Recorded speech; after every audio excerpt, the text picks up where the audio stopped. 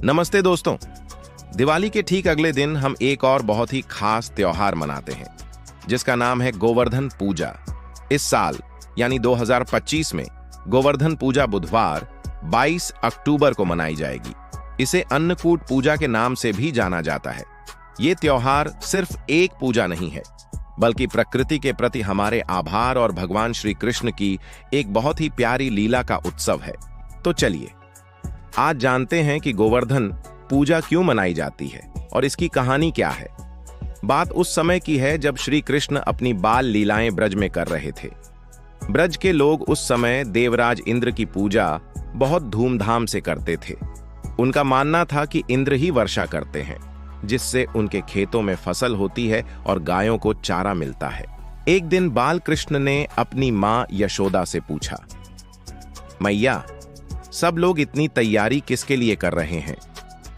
यशोदा मैया ने बताया कि ये सब इंद्रदेव की पूजा के लिए हो रहा है ताकि वे प्रसन्न होकर अच्छी बारिश करें।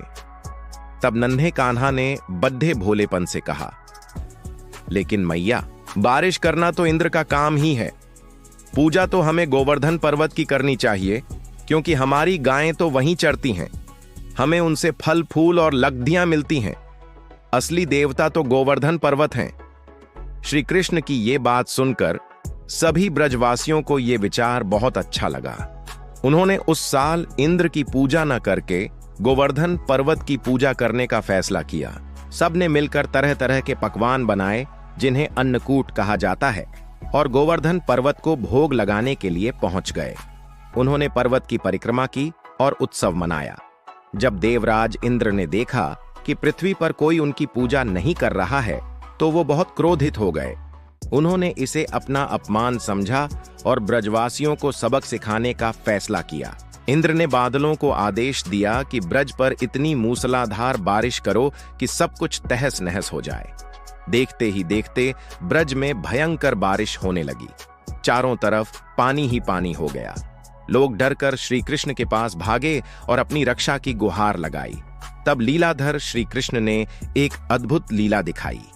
उन्होंने अपनी छोटी उंगली पर पूरे गोवर्धन पर्वत को एक छाते की तरह उठा लिया। सभी ब्रजवासी अपने पशुओं के साथ उस पर्वत के नीचे आ गए। 7 दिनों और 7 रातों तक लगातार बारिश होती रही लेकिन ब्रजवासियों पर एक बूंद भी नहीं गिरी। इंद्रदेव अपनी पूरी शक्ति लगाकर थक गए लेकिन उनका अहंकार चूर चूर हो गया। आखिरकार इंद्र को अपनी गलती का एहसास हुआ। वो समझ गए कि ये कोई साधारण बालक नहीं बल्कि स्वयं भगवान विष्णु के अवतार हैं। इंद्र ने श्री कृष्ण से क्षमा मांगी और उनकी स्तुति की। तब श्री कृष्ण ने गोवर्धन पर्वत को वापस उसकी जगह पर रख दिया। उस दिन से हर साल दिवाली के अगले दिन गोवर्धन पूजा की परंपरा शुरू हो गई। इस दिन लोग अपने घर के आंगन में गोबर से गोवर्धन पर्वत का प्रतीक बनाते हैं, फिर उसे फूलों और रंगों से सजाते हैं।